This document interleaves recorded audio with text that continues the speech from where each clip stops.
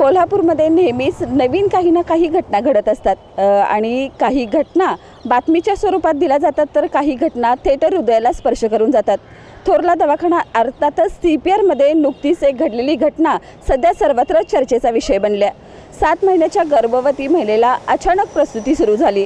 क्षणाचा विलंब न करता CPRमधील डॉक्टरांनी परिचारिकांनी घेतलेल्या निर्णयामुळे बाळाचे आणि महिलेचे प्राण सुखरूपपणे वाचलेले आहेत. इथे कर्तव्याच्या पलीकडे जाऊन माणुसकी पाहायला मिळाली. पाहूयात नेमका घटनाक्रम काय होता.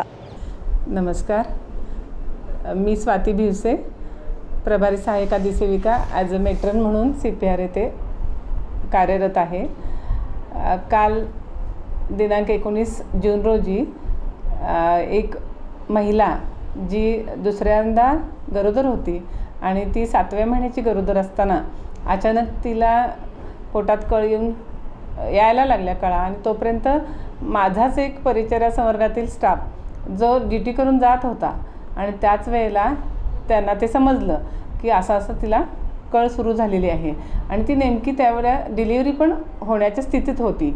तर त्यावेळेला माझ्या परिचर्या संवर्गातील स्टाफने प्रसंगावधान साधून सगळी सोय तिची केली आणि तिला आणि तिच्या बाळाला सुखरूपरित्या, जसं बाळ तिचं कमी वजनाचं होतं, 1 किलो 600 ग्रॅमचं होतं, तर ते त्यांनी लगेचच म्हणजे आपण निओनेटल केअर म्हणून आपलं वॉर्ड आहे त्या वॉर्डमध्ये लगेचच त्या बेबीला ॲडमिट केलं आणि त्या महिलेलासुद्धा, ती माता जी होती तिलासुद्धा सुखरूपरित्या वॉर्डमध्ये ॲडमिट करून प्रसंगावधान साधून अतिशय चांगली केअर घेतली आणि आता ती दोघंही सुखरूप आहेत.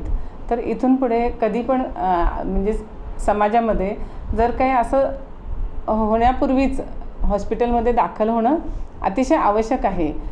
जरी तिला थोडं दुसऱ्यांदा गरोदर असल्यामुळे तिला थोडासा अंदाज होता, तर अज्ञानात न राहता त्यांनी पटकन आपल्या हॉस्पिटलमध्ये धाव घ्यावी आणि तिथे आपल्या बाळाने आपण सुखरूप राहावं.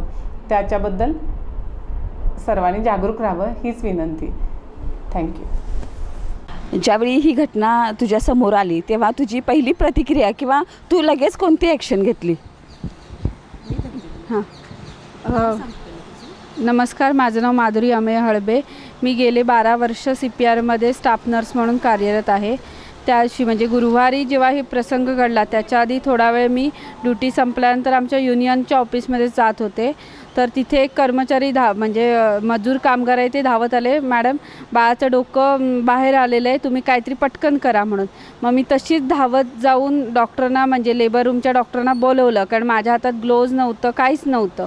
म्हणून डॉक्टरना बोलवलं. त्याने ग्लोव्ज आणल्यानंतर की नाही बाळाची नाळ कट करायची होती. मग पटकन माझ्या पाऊचमध्ये एक ब्लेड होतं, ते ब्लेडने बाळाची नाळ कट केली आणि मग आता टाय करायचं होतं. तर अशावेळी हॉस्पिटलमध्ये कॉर्ड क्लॅम्प असतो, पण कॉर्ड क्लॅम्प नसल्यामुळे मी त्या ग्लोव्जचं म्हणजे प्लास्टिकचं रॅपर होतं त्याच्याने अक्षरशः म्हणजे त्या कॉर्डची गाठ बांधली आणि बाळाला सुरक्षित केलेलं. त्याच्यानंतर मग मॅडमनी तो प्लासेंटा म्हणजे जी वार असते ती बाहेर म्हणजे पोटातून बाहेर काढली आणि त्याच्यानंतर बाळसुद्धा NICUमध्ये सिस्टरनी नेलं आणि लगेच आईलासुद्धा आमच्या लेबर रूममध्ये शिफ्ट केलेलं. म्हणजे कुठलीही गोष्ट असेल तर प्रसंगावधान राखून त्याप्रमाणे त्याच्यावर कार्यवाही करणं अत्यंत गरजेचं आहे.